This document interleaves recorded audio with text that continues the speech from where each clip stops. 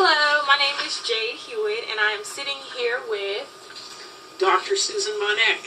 Dr. Susan Monek, and she is a professor and I am a professor of history with specialties in the Middle East and South Asia primarily. oh wow, that's so cool.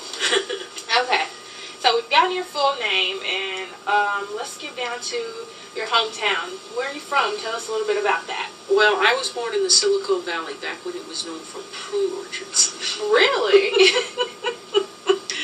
Yeah, I was born in Santa Clara, California, which basically that's the Silicon Valley, and I grew up there. And I spent most of my life in California until I went off to graduate school.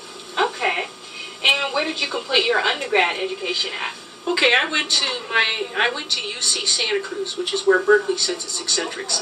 And I majored in religious studies, which was primarily comparative religions.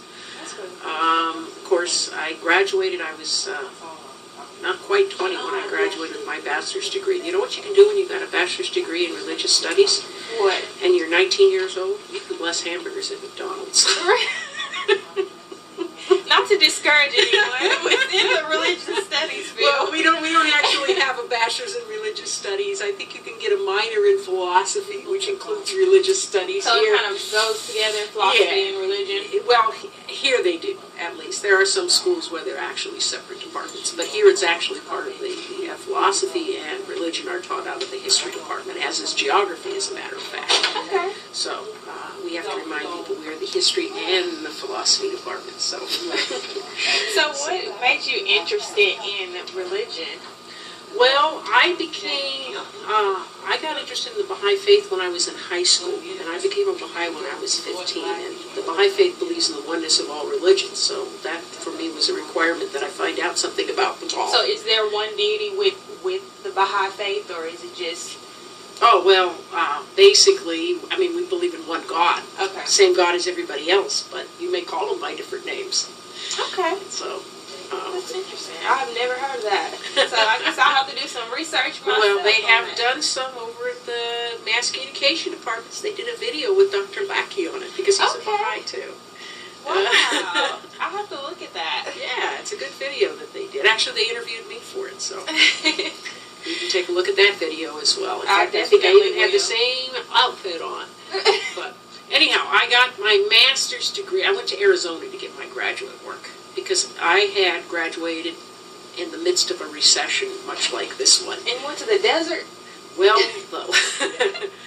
I had thought about applying to Berkeley, and Berkeley was only accepting graduate students into their history department every other year, and they said, we don't have jobs, and there are no jobs when you finish, so we recommend you not apply.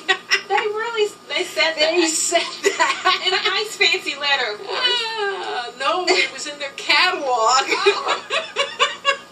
Well, they knocked that out. It was. I mean, this was during disclaimer. the Carter Reagan recession, Okay. which was just about as bad as this current one. And so I applied for the university. I applied to the Oriental Studies department at the University of Arizona, which at that point, Oriental Studies, it was almost a department of exotica. I wasn't studying the Far East, but Middle East and South Asian was included in it. And they had a tuition agreement with California, so I didn't have to pay out-of-state tuition. So it worked out for you. And if you study strategic languages, and you might tell people that want to research, do research. There are scholarship monies available for people who will study strategic languages, federal scholarship money. So what exactly is a strategic language? One that is considered important to our national security. So Spanish. Spanish. Is that one? I don't know whether Spanish is included. It's more stuff like Persian or Arabic or Russian or some of these others. I mean, there's a whole long list of them, but they're basically, they're not so worried about this. They're not so worried about Latin America. Quite frankly, I have the Spanish down, but I don't know anything outside of that. we may think that we need a big wall between us and Mexico, but the fact of the matter is, every American should learn Spanish anyhow. Definitely. And it ought to be in place before you get to college, if you ask me. People learn languages best when they're very young. Do you speak any other languages? Well, I have studied Persian and Arabic. I'm fairly fluent in Spanish, as a matter of fact. Usually, if you're from the Southwest, you have had, in the west and the Southwest, you've had at least some Spanish. Yes. And I read French. What happened was, but I can't speak a word of it. What happened was, in my doctoral program, my graduate program, I was required to have 2 Oriental languages, and this is the old Orientalism definition, which meant anything east of the Ural is the Orient. Ural is a mountain range in Russia, by the way. Oh, look, Charlie, excuse me. We got a video going on.